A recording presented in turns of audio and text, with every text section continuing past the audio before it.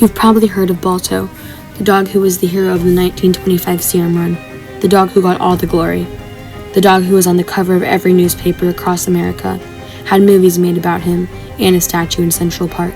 But people had forgotten the dog who ran over 261 miles across Alaska at the age of 12 years old. Togo was born October 17, 1913 in Nome, Alaska, to Nome's famous musher, Leonard Seppala, and his wife Constance.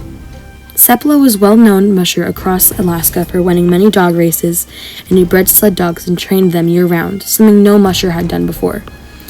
When Togo was born, he was the only dog in his litter and barely survived birth, because of a condition that made his neck swell, causing him extreme pain. Seppala didn't think he had any potential to ever be a sled dog. He was naughty, rambunctious, and just overall disobedient. When Togo was 6 months old, he was so naughty that Seppala tried to give him away, twice. The first time he was brought back, and the second time he jumped through a glass window to get back to Seppala. Seppala was so astounded by Togo's perseverance that he decided to give him a chance. After Togo proved he was sled dog material, he became Seppala's new lead dog. Years had gone by, and Togo had become Seppala's #1 lead dog, and formed a strong bond, winning multiple races like the All-Alaska Sweepstakes. In 1925, a diphtheria outbreak spread rapidly across the nation and reached the town of Nome, Alaska, infecting multiple children, threatening their lives by the minute. The nearest antitoxin was found in Nanina, Alaska, which because of a massive blizzard, it was impossible to acquire by plane or train, so Togo and Seppala were called on. It would be a very dangerous journey, but Togo and Seppala were determined to save their town.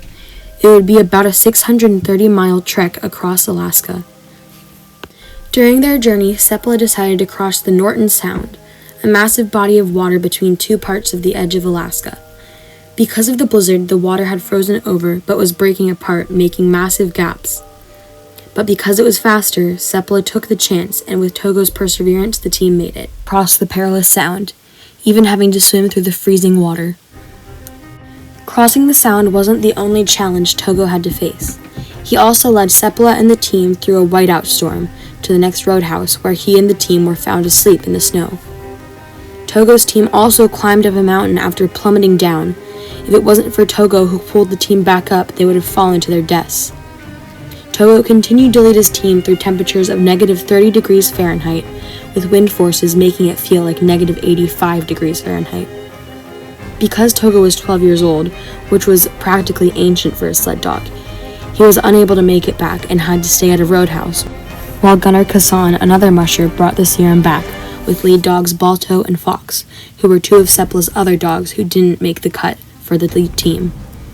On February 2nd, 1925, Kassan returned to Nome bearing the precious serum with Fox and Balto. The press was ecstatic and immediately wanted photos of the heroic Balto and Fox for saving Nome.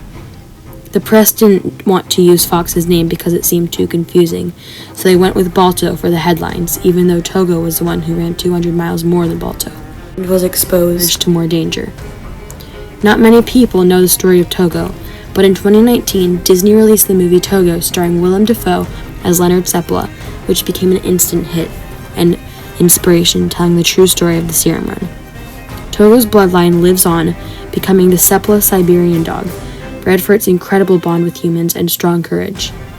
The dog Diesel, who played Togo in Disney's 2019 film, was actually a Seppala Siberian and a descendant directly of Togo. Togo's memory lives on in many people's hearts, and his heroism will never be forgotten.